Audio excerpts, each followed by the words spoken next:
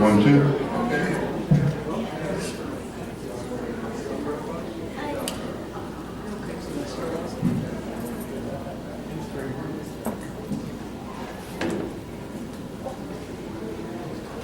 Plenty of time. Talk amongst yourselves. There's a curtain here. You don't see a thing.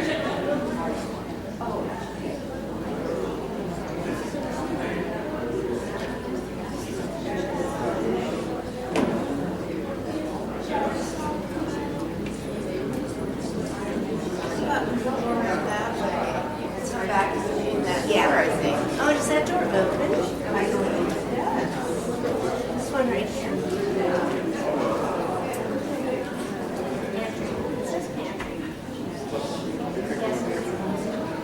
I'm gonna say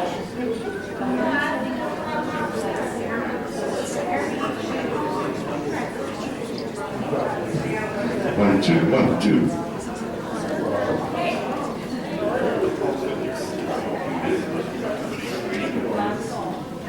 Okay. I'm still waiting for your phone call.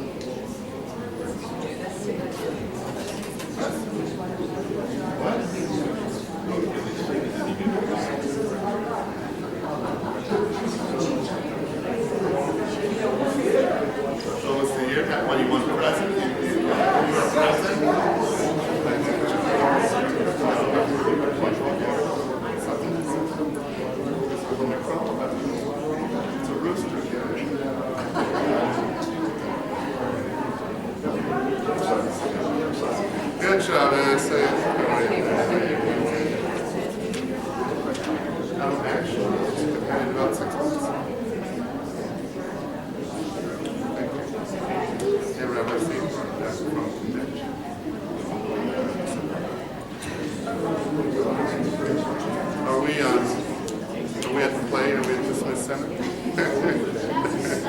Yeah, I wasn't there on Wednesday. I was there on Thursday. I was in New Orleans on Wednesday. But I don't have season tickets next year. I didn't like the place except for cubes.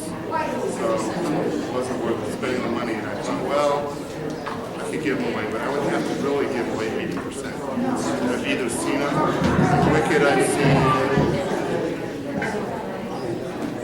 Shabbat Shalom. Tell me later. Welcome to our Shabbat service. Please place your cell phones on silent or off so as not to disturb the worship service. My name is Janet Duda, and I am representing the board at CNT as well as Sisterhood. I always have to put a plug in for Sisterhood because I'm president. And that's part of my job description. I have the honor of sharing with you some of the events happening here at CNT. As always, lots going on, so check the newsletter and the website for detailed information. On Wednesday, this coming, June 25th, the Senior 55 group will be meeting at 12 noon for lunch. Following lunch, the Nevada Director of the Anti-Defamation League, Phyllis Friedman, will speak about global anti-Semitism. And please RSVP to Joyce by phone or email. She's here tonight, so you could actually RSVP to her in person.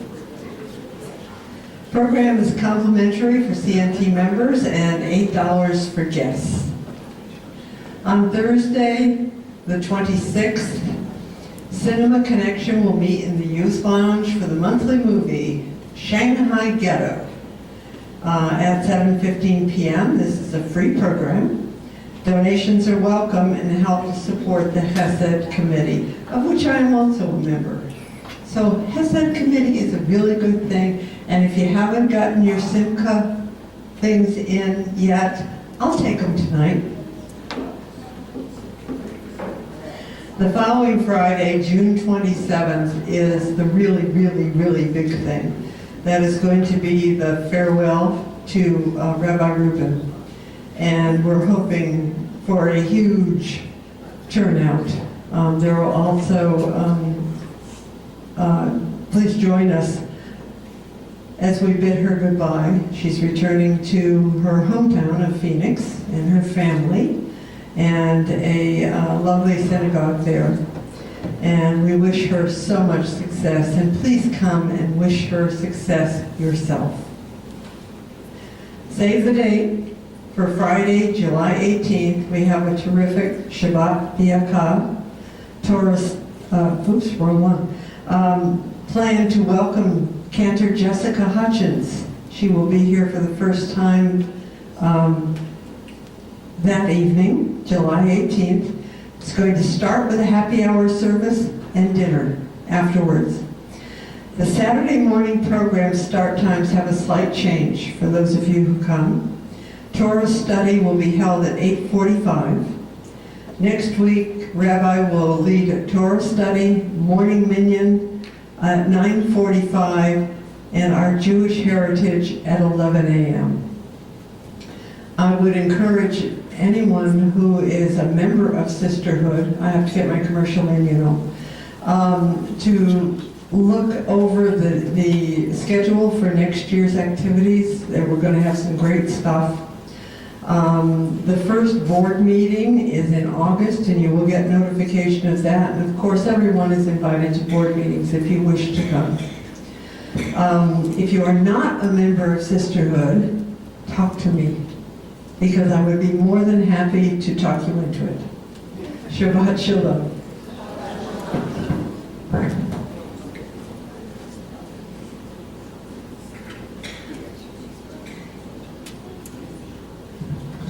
Shabbat Shalom, y'all.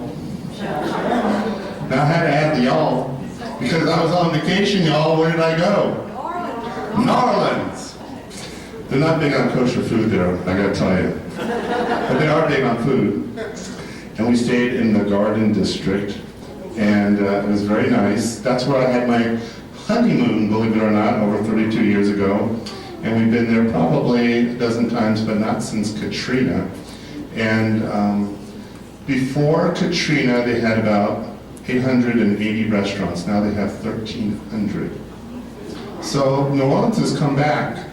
But the bad parts that was hit, unfortunately, it's still not good.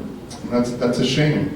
But the French Quarter and Aquarium, they have an incredible World War II 4D movie narrated by Tom Hanks.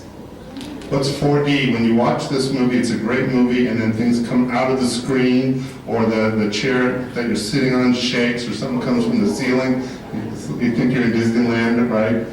If you've been to New Orleans or you're going, you have not seen that World War II museum. We literally spent about 4 hours in it, if you like history. Great. Pralines, I thought it was pralines, and I learned it's pralines. And I learned that lobster bisque could be made with chicken. How many of you have been to New Orleans? Do you guys like it? It's a nice place. Yeah, it's very good. It rains quite a lot there, but it is a dry rain. Sure, Rabbi, it's a dry rain. Well, it was a lot of fun. And the hotel that we stayed at, actually had a haunted house adjacent to it. So at 6 o'clock in the evening, if you dare, they would open up this house that the hotel apparently purchased and relocated to be on the property as an attraction. And it was from the 1800s. And it's haunted. But it's very beautiful. Oh God, I know, don't give up my day job. So Rabbi Reuben is off. I know that you missed me though the last 2 Fridays. Didn't you miss me? And these wonderful puns. So next Friday we're going to bid Rabbi Reuben a fond farewell. She is so excited not to leave us, but to return to Phoenix. She's going to be working at a synagogue, a conservative synagogue, where her sister and nephew go. So she's just ecstatic. And home is where the heart is, and her home is in Phoenix. And I know what it means to be close to family, since my wife's family's been in Las Vegas the whole time I've been here too. So it's all good. Ricky, our accompanist, is also a bodybuilder. I don't know how many of you know that about him. So he's actually at the tournament tonight. He's got a bunch of guys lifting weights. So Eddie, are you up for the muscular task of playing tonight? All right, we got Eddie tonight and Maxine, and we're looking forward to just welcoming Shabbat with a nice nigun. So close your eyes for a moment. We let the memories of vacations, of the week, of work, kind of fade from memory. And we make room for another type of experience, that of Shabbos. For Shabbos is a time to commune with God, to commune with ourselves, to let the two meet. And as they meet, we feel a sense of joy in experiencing Shabbat, and a sense of joy in the community that we share. And as we open our eyes, we begin with this melody, this nigun. Ya la la la la, ya la la la la, ya la la la la, ya la la la la, ya la la la la, ya la la la la, ya la la la la, ya la la. Join me. Ya la la la la, ya la la la la,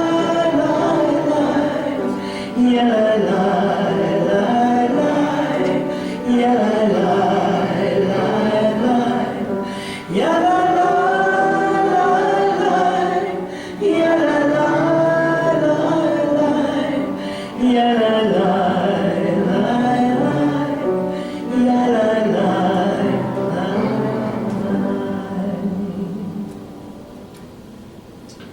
We turn in our prayer books, page 120, 121.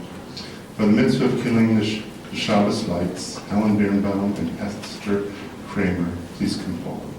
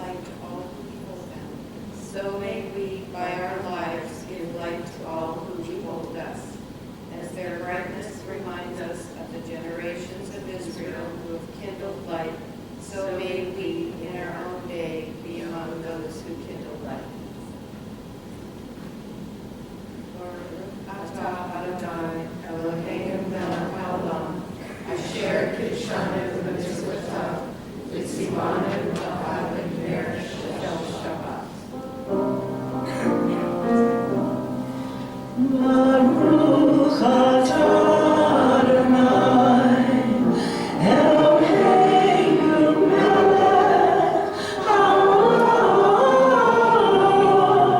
asher tishanu b'mitzvotav, v'tzivanu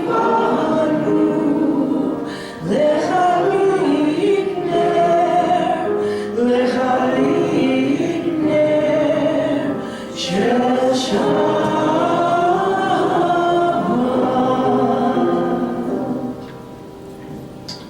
The month of June. I'd like to invite the children in the religious school to come up who are here for the Kiddush. Come on up. And anyone who has a birthday in the month of June. Birthdays in the month of June.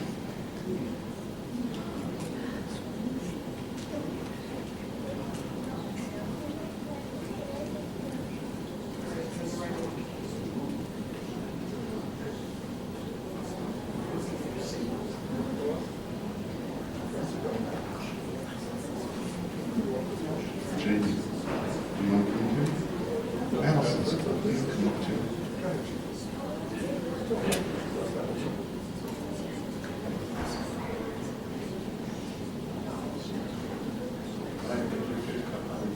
There you go.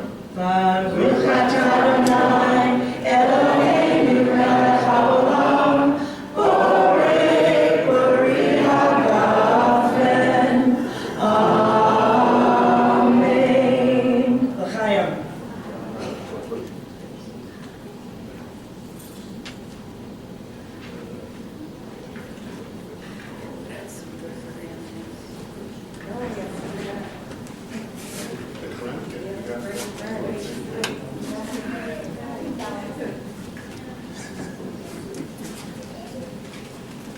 Okay.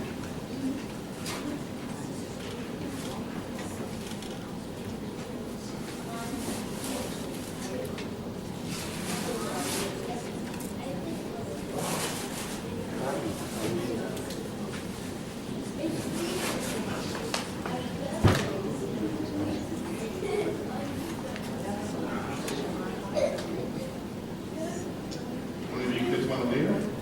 Kids, do you want to lead it? Baruch atah Adonai, Eloheinu melech haolam, hamotzi lechem min haaretz. Amen.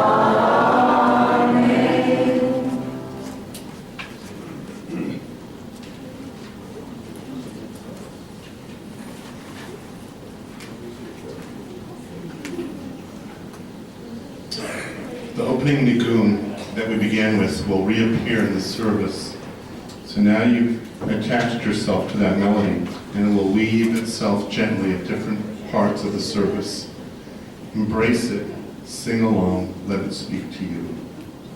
We continue in our machzor, in our prayer books. Page 125. Where has this week vanished? Is it lost forever? Will I ever recover anything from it? The joy of life, the unexpected victory, the realized hope, the task accomplished. Will I ever be able to banish the memory of pain, the sting of defeat, the heaviness of boredom? On this day, let me keep for a while what must drift away. On this day, let me be free of the burdens that must return. On this day, Shabbat, abide.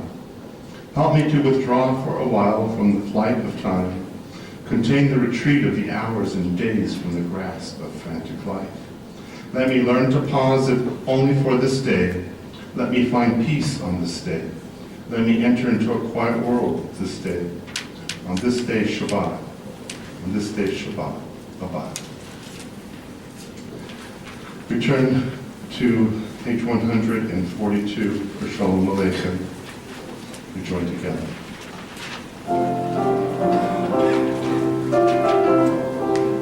Shalom Aleichem, Malachei Hasharei, Malachei Hasharei, Malachei Elyon, Mi Melech, Malachei Havakim,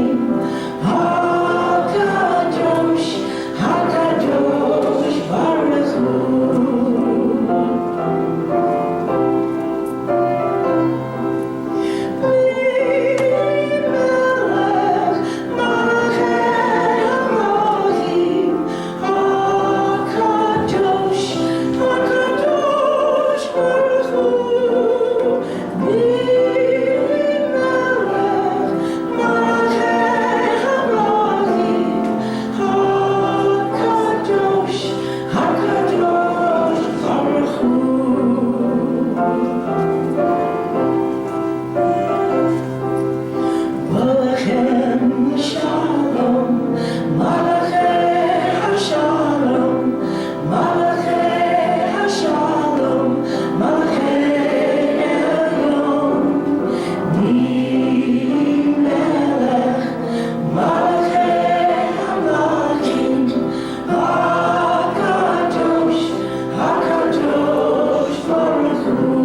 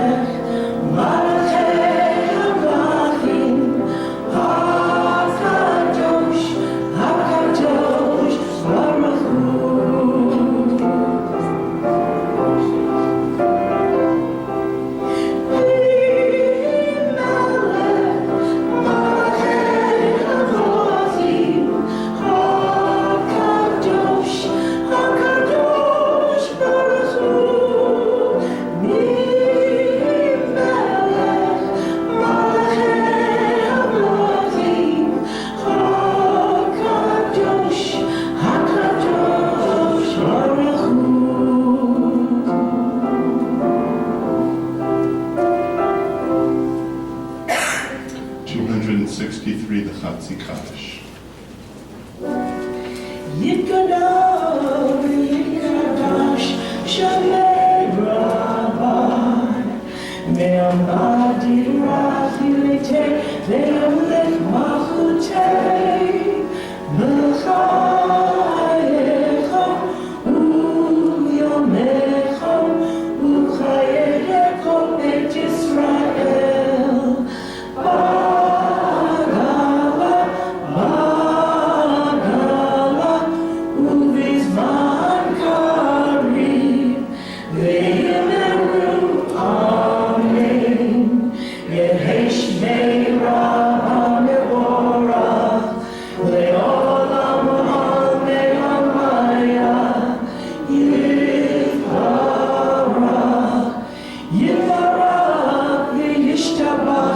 V'yitpa'arit Roman v'yitnasei, v'yitadar, v'yitalei, v'yitalal, shemei kudisha brichu, le'elam min kol berchata, v'shirata, tushbechata v'nechemata,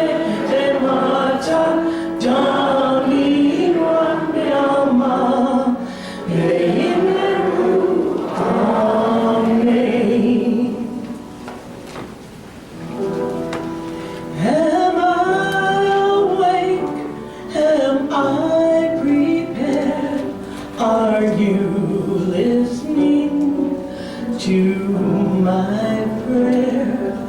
Can you hear my voice? Can you understand? Am I awake? Am I prepared? Yada la la la, yada la la la, yada la.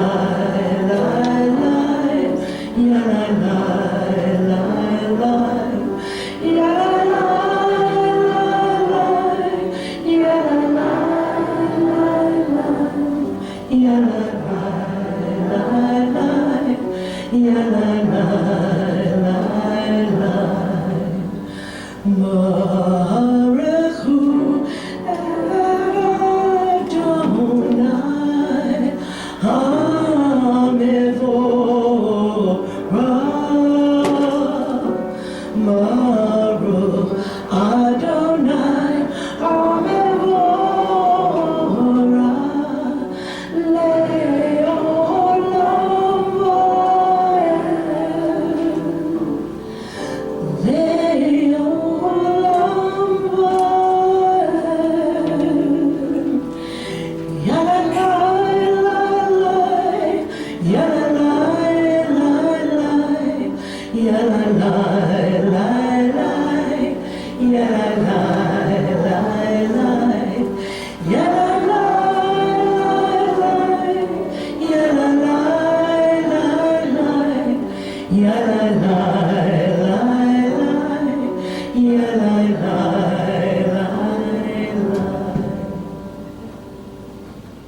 265. Adonai, your majesty is proclaimed by the marvels of earth and sky. Sun, moon, and stars testify to your power and wisdom. Together.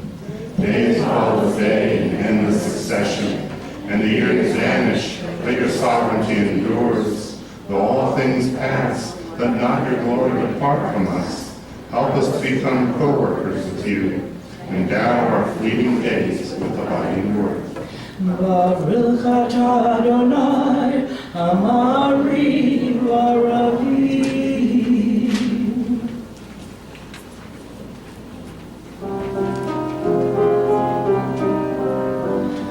Ahavat Olam, Beit Yisrael, Achav Torah u'mitzvot, chukim v'mishpatim, Otanu lemadeta, Aken Adonai Eloheinu, B'shofmeinu u'kumeinu, Nasiach bechukecha, V'nizmak b'nei Toratecha, u'mitzvotecha,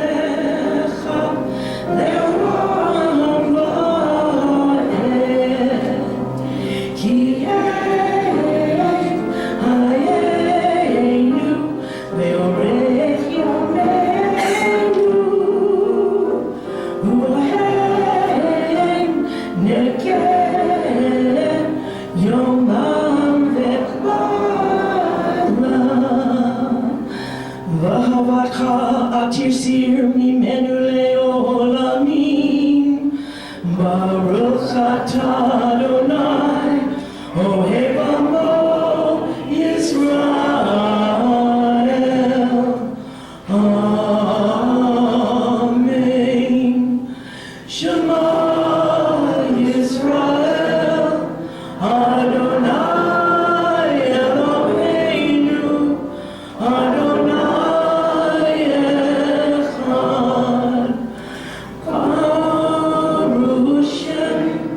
Kevon Malchuto Leolam Vaed.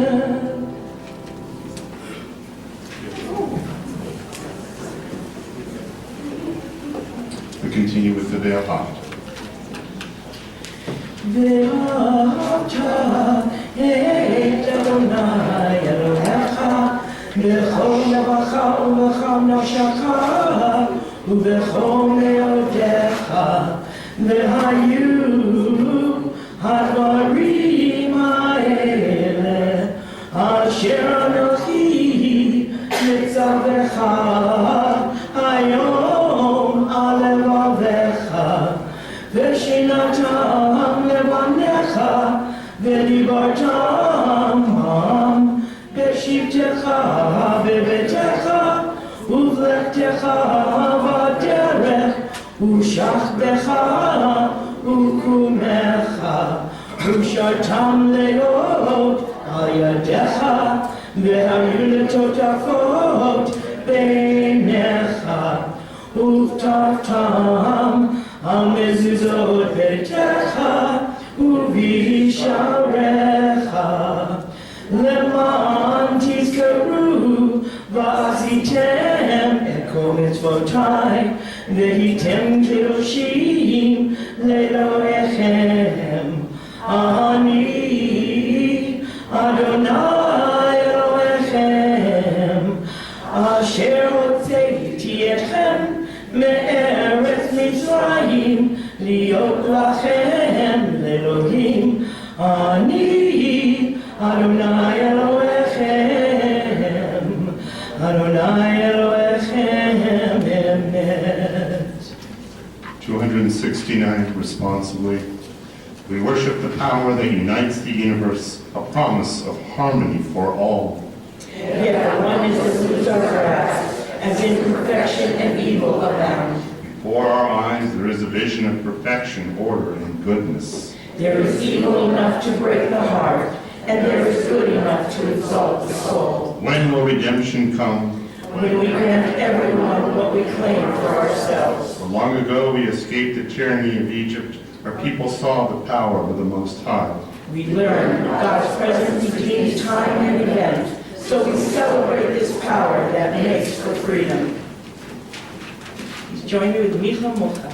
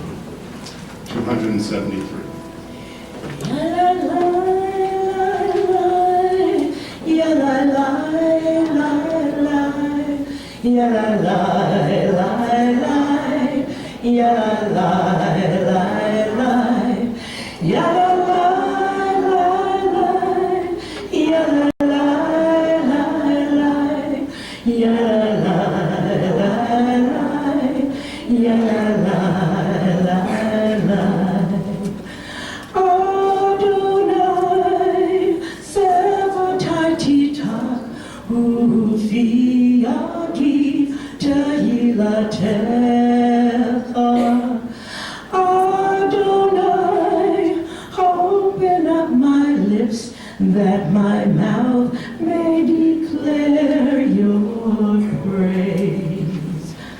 Baruch atah Adonai, Eloheinu, Elohei Avotenu v'Imotenu, Elohei Avraham, Elohei Yitzchak, Elohei Yaakov, Elohei Sarah, Elohei Rivka, Elohei Rachel, Elohei Leah, Ha'el Hagadol, Hagibor V'Hanora, El Elyon, Gomel Hagadim Tovim, V'Konei HaKol, L'Zacher Chazei Avot V'Imahot, U'Mevi Geula, Livnei V'Nehem, L'man Shemo Be'ahava, Melech Ozer Moshiach U'Magein, Baruch atah Adonai, Magein Abraham ve'Etzrat Sarah, Atah Gibor Le'olam Adonai, Mechayeh HaKol, Atah Rav le'Hoshia, Mechakel Chaim Bechesed, Mechayeh HaKol Berachamim Rabim, Somech Nofim Verofei Olim, Umatir Asurim, Umakayeh Emunato L'Shanei Afar, Michamocha B'Gevorot, Umido Melach, Melech Menid, Umachayeh, Umasmiach Yeshua, V'ne'eman atah lechayot hakol, Baruch atah Adonai, Mechayeh hakol.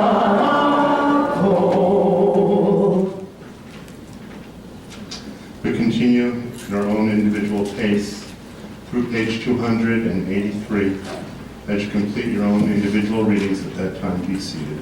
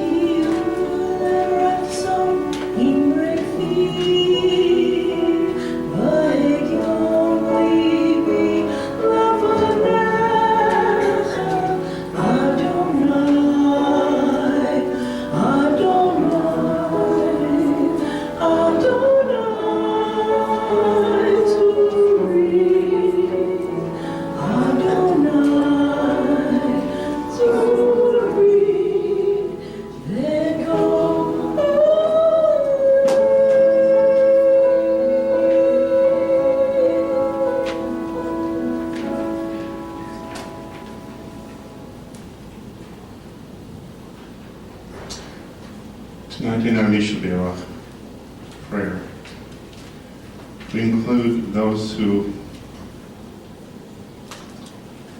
are in need of healing, and we expand those thoughts, including those who are throughout the Jewish world, but especially in Israel. So I include a prayer for those 3 kidnapped Israeli teens. May this prayer and supplication be heard by you, the eternal our God and God of our ancestors. May the kidnapped boys, Eyal, Yifrach, Gilad, Sha'ar, and Naphtali Frankel be returned home in peace and in full health to their families and loved ones. Help and sustain all those entrusted with the task of finding the captives, removing them from danger, and returning them to safety. We pray that you hear our voices and the prayers of all who seek peace and justice, life and loving kindness. Baruch atah Adonai tokeach ivrim. Praised are you, O God, who redeems the captives. Amen. So I ask those of you who would like to say a prayer for those in your circle, family, love, and friends who are in need of a prayer, simply stand and say their names now, as many names as you would like.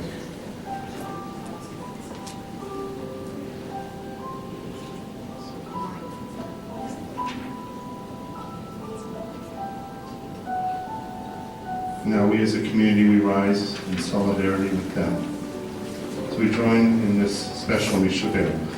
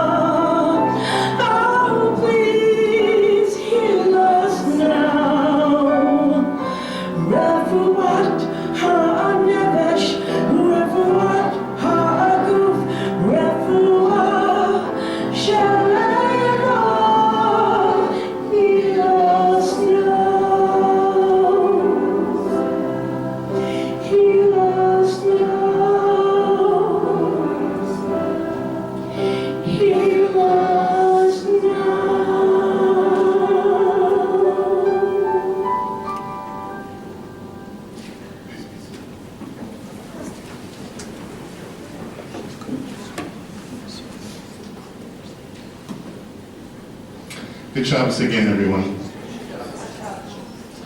So that vast source of knowledge. Oops. Well, now I've done it. I'm going to take this thing away.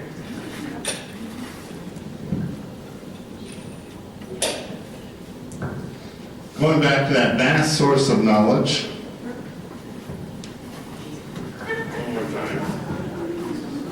Known as Wikipedia, defines the phrase eating crow as an American colloquial idiom meaning humiliation by, microphone? No, by admitted wrongness of having been proved wrong after taking a strong position. Crow is presumably foul-tasting in the same way that being proved wrong might be emotionally hard to swallow. The exact origin of the idiom is unknown, but it probably began with an American story published around 1850 about a slow-witted New York farmer. Eating crow is of a family of idioms having to do with eating and being proved incorrect, such as to eat dirt, or to eat your hat, or to eat your shoe. You've learned a lot tonight, haven't you? Oh, don't we all hate eating crow? It is distasteful admitting that we are wrong, and so we dig our heels in and we adamantly refuse to admit when we are wrong. So the other night, I am watching TV with my wife and one of her friends from out of town, and we have used that DVR to record a whole series. We're going to go on the binge watching, you know what that is? And this show happens to be called Fargo. How many of you watched Fargo this season?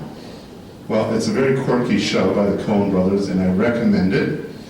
So, after the end of the first episode, a new character appeared. And my wife says, "Isn't that actor, that kung fu guy you like, David Carradine?" Remember that old 60s show, David Carradine, Kung Fu? And I said, "What are you talking about? That is not David Carradine. And he's dead anyways." And she says, "I don't mean David then, but that actor is a Carradine." So now you know what the Axelrod household does after 11 o'clock at night, right? Our conversations get really, really deep, you think? So I said, "No, that actor, he was on Dexter. That's where you know him from, but he's not a Carradine. In fact, I can't believe that you said that he was a Carradine," in mock indignation. I use that tone because, you know, my wife is always right all the time. So I figured, you know what, I got her on this one, and I finally gotten her, and I was so right, and she was wrong, except she was right and I was wrong. That greater source of knowledge, greater than Wikipedia, is Google. And while we're busy bickering, she goes and Googles on her smartphone, and she Googles Carradine, Dexter, and Fargo, and comes up with Keith Carradine. Darn it, I hate it when I'm wrong. Never do cultural arguments with my wife. She always wins. Well, posturing, or going down with the ship, as we might say in my family, when someone admittedly refuses to listen to another sibling, or parent, or child, or friend, if you refuse to listen to their opinion, it's pretty common in most families, and it's friends and co-workers, even acquaintances. And while we may think it is a condition best left to teenagers, unfortunately, though we all mature, we also can find ourselves trapped by our own healthy egos, unwilling or unable to see that other person's point of view. I was having another TV discussion with friends the other day, and we were talking about another popular show, Modern Family. Now, I bet you a lot of you have seen Modern Family, right? One remarked how she loved the show and wished that her family was more like the one on Modern Family.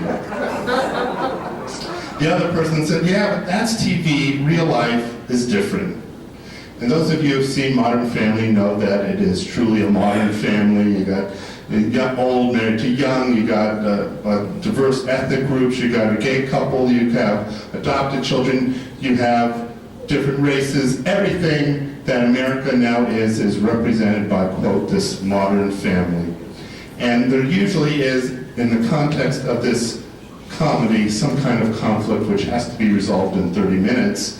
But not only is it resolved, but in the last 30 seconds there's a voiceover that ties everything together and makes you cry. So I love that schmaltzy stuff. And so she wanted her family to be like Modern Family. Probably that little crying part at the end. As we got to talking, I reflected that perhaps what we liked about Modern Family was that though there were disagreements amongst the family members, they were able to resolve those differences because people came from a position of love. And that love allowed them to forgive and not hold grudges. And to recognize that perhaps members of the family were not always right, as much as they thought they were. The great Israeli poet Yehuda Amichai has a poem called Hamakom Shabo Anu Sokim. From the place where we are right is the name of the poem. It's beautiful. Listen to it. From the place where we are right, flowers will never grow. In the spring, the place where we are right is hard and trampled like a yard.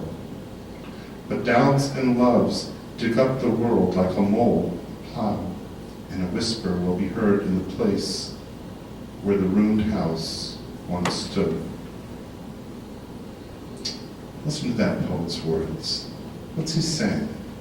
From the place where we are right, flowers will never grow. The land of those who are sure that they are right is hard and unyielding. It is more like a stony courtyard than it is like a fertile field. There are no doubt in the hearts and minds of those who are certain that they are always right, and there is no love in the hearts of those who are sure that they are completely right, and those who disagree with them are completely wrong. But things only grow where there are doubts. For doubts enable us to see what we believe from a different perspective.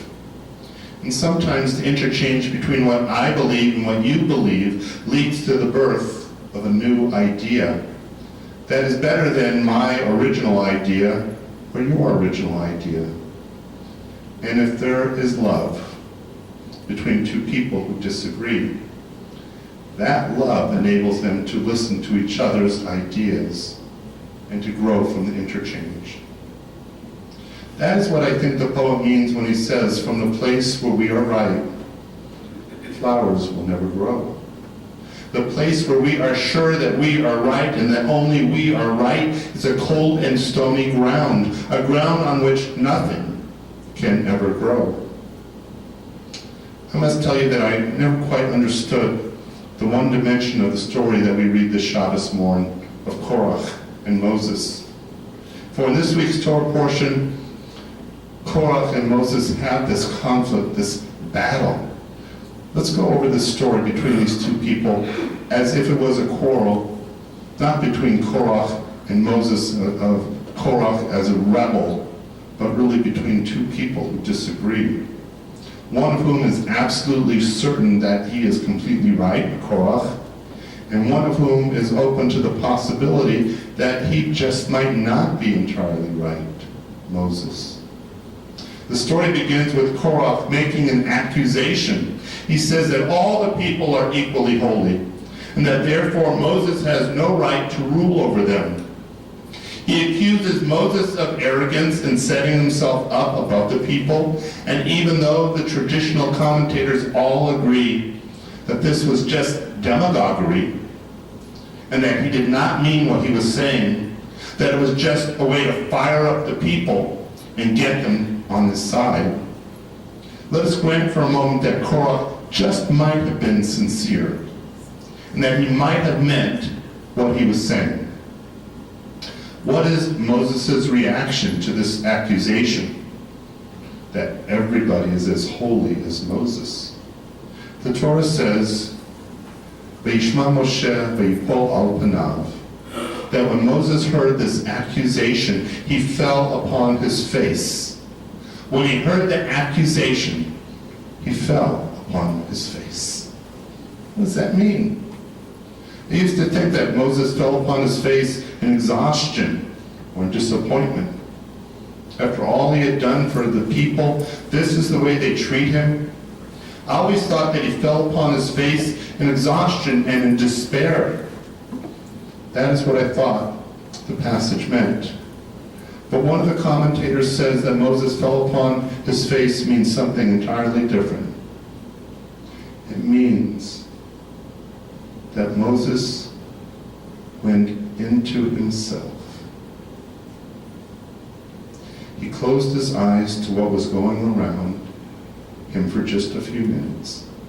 He looked back over his life to see if there was any truth in the accusation.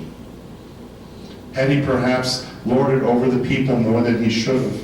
Had he perhaps raised himself over the people improperly? And only then after he had examined his conscience and convinced himself that he had not done any of these things that he was being accused of, only then did he stand up and answer the accusations of Korach. Korach may have been sure that he was right, but Moses was not so sure. So he invites Korach and his cohorts to come forward to join in a test. And he says, "You each take pans and put fire and incense in them, and Aaron will do the same thing. And let us see which pan God will respond to." always assumed that Moses was sure that God would respond to Aaron's pan, and that is why he offered this test. But the story does not necessarily have to be read that way. Perhaps what it means is that Moses meant it to be a real test. That Moses was content to let God decide who was the rightful leader. And that if the test had come out in favor of Korach and his cohorts, he would have been able to accept that. Further on in the story, Moses sends a message to the rebels who have risen up against him. He says to them, "Come on, come up, let us talk. Perhaps we can arrive at some kind of compromise." And they answer, "We will not go up. We have nothing to say to you. We are right and you are wrong. That's it. Settle." Rashi puts it very well. He says that because they would not go up, therefore they went down. Their sin was not so much rebelling against Moses. Their sin was refusing to even talk to him to see if their dispute could somehow be resolved. And it was for this. It was for their certainty that they were right, that Korach and his allies were destroyed.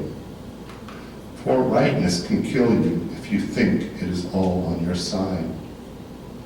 The story of Korach versus Moses is a story that is all too relevant, that is painfully relevant in our time.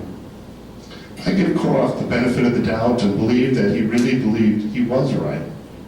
But I hold him responsible for believing that only he was right. And that was his sin, and too often it is ours. So I leave you with one of my favorite stories, the cookie thief. I love this story. A woman was waiting at an airport one night with several long hours before her flight. She hunted for a book in the airport shops, bought a bag of cookies, and found a place to drop. She was engrossed in her book, but happened to see that the man sitting beside her, as bold as could be, grabbed a cookie or two from the bag in between, which she tried to ignore to avoid a scene. So she munched the cookies and watched the clock as the gutsy cookie thief diminished her stock. She was getting more irritated as the minutes ticked by, thinking, if I wasn't so nice, I would blacken his eye. With each cookie she took, he took one too. When only one was left, she wondered what he would do. With a smile on his face and a nervous laugh, he took the last cookie and broke it in half. He offered her half as he ate the other. She snatched it from him and thought, oh, brother, this guy has some nerve and he's also rude. Why, he didn't even show any gratitude.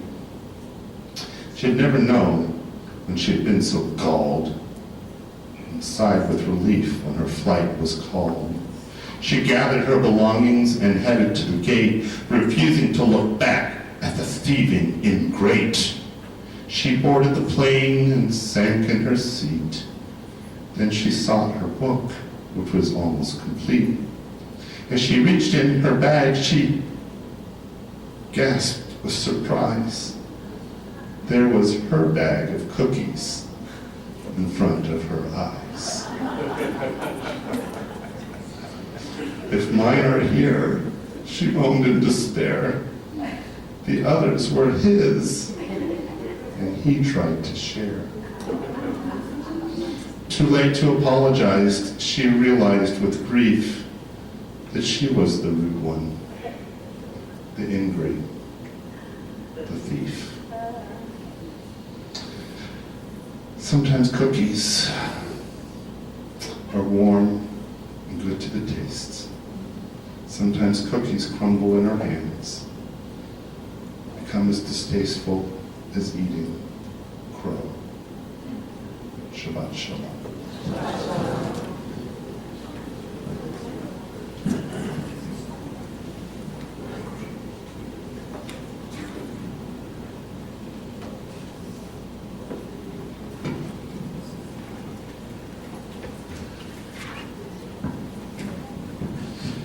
We rise for the Elena, 586.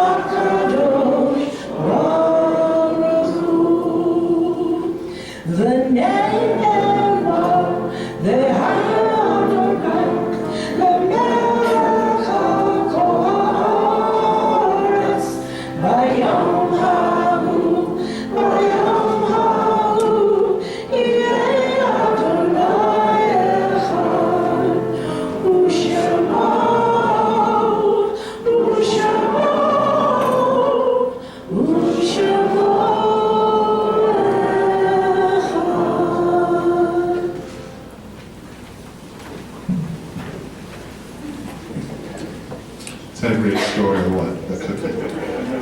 If you Google it, right? Google the cookie thief. It's a great story. Great story. 598. With the preciousness of memory, we recall those who have died in recent days. Edward Grossman, Zachary Freeman, Lance Brown, Carla Jonas, Clarice Birnbaum, Marion Rosen Schlesinger, Marty Dreitzer, Al Benedict, Robert Lau, Jack Snyder.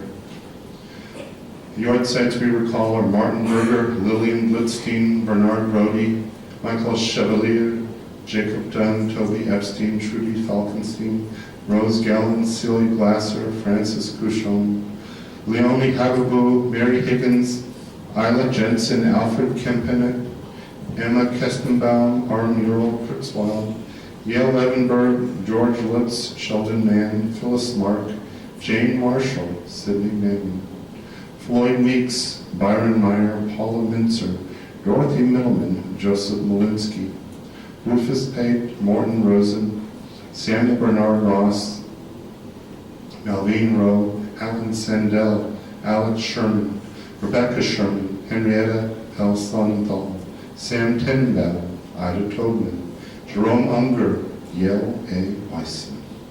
If you would like to recall the name of someone who was not mentioned for Kaddish or yard site, please stand and say their name.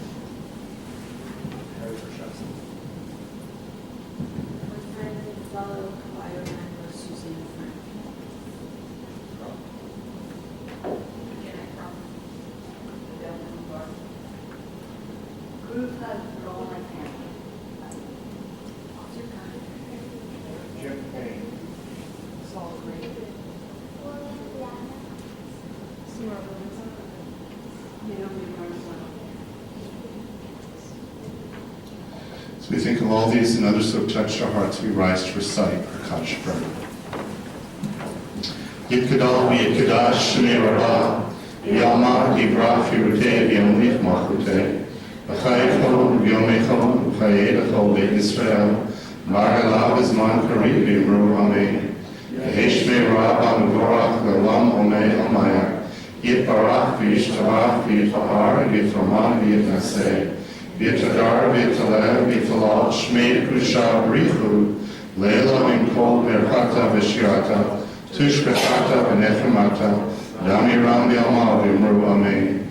Yehi Shlom Rabba Min Shemai V'chaim, Aleinu V'yal Yisrael, V'yimru Amen. Osei Shalom B'mromav, Hu Yasei Shalom, Aleinu V'yal Yisrael, V'yimru Amen. You may be seated. I am not quite sure how the dinner is working, but if you are a server, you should make your way into the social hall now. So I'm not sure how they arrange it. Sometimes we have a caterer, sometimes we don't. Caterer tonight? Perfect. So in a few moments, when we conclude with our final song, those of you who have made reservations, which hopefully is everyone here is going to make your way right into the social hall. We already said the Kiddush and Motzi, so you'll just go right up and get in line and take your food, and we'll have a wonderful evening tonight. So, one quick reminder, July 4th is a Friday. We're going to have services at 6:15 that night. Okay, 6:15. So it'll be an early bird, no dinner, but just an early bird service. When Cantor Jessica starts, it will be a Shabbat B'Yachad, and it's going to be on the 18th, and it's going to be a wonderful celebration. And then, of course, as was mentioned, next week we're going to say goodbye to Rabbi Rubin. So you are just going to have to stay put and just sleep over at the temple because we have a lot going on. I saw that an email went out, and I'm looking at Cindy, Family Promise. Aren't we hosting Family Promise soon? Do you want to say a word about it at all? We're hosting Family Promise. Want to tell them what it is? What Family Promise is, we have families in our community who do not have homes. And this is the only service that keeps families, homeless families together as a group. And what we do is a few times each year, we host them. And so we have the families, we'll have 4 families come to us on Sunday. They spend the night with us. We feed them. We say host to them. They will stay with us for the full week. So we're looking for volunteers who will be hosts, and that means staying overnight. They sleep here in our classrooms. We have beds for them. And then we also have people bring meals for them, bring dinner. And then if you have some special talent or something you want to do to help them with crafts or to do their hair or to do their nails or something, then we have also we'll have different activities with the family. So it's a really wonderful way to help our community. And it's incredibly wonderful when we bring the young children in and have them help too. We have quite a few families do it together as a family. So if you're interested in volunteering, please see me. Or there's also emails that go out and there'll be a bulletin to give us a call and start You signing up. can let Beth Bowman know this is Cindy Jensen, our social action chair. So put prayer to action by volunteering. It's a really great object lesson. Unfortunately, the poor, the homeless can be invisible. And this puts a face on the plight of homelessness. These are people who during the day have to look for work, have no place to live. Many people are one paycheck away from being homeless. Think about it, if you lost your job, you had no safety net, no car, what would you do? So they stay here for a few weeks, 1 week at a time, and we're a coalition of about 13 churches and synagogues. We're the first synagogue, not the only one anymore, thankfully, but we're the first one to help start the program. We've been doing it, see how long, like 15, 20 years? Yeah. So we're very proud of it. All right, any other announcements? Last thing I want to say is if anyone is new, and anyone here who is new or visiting would like to stand up and just introduce yourselves, we'd like to welcome you. I don't know if we have any newcomers tonight. Don't be bashful.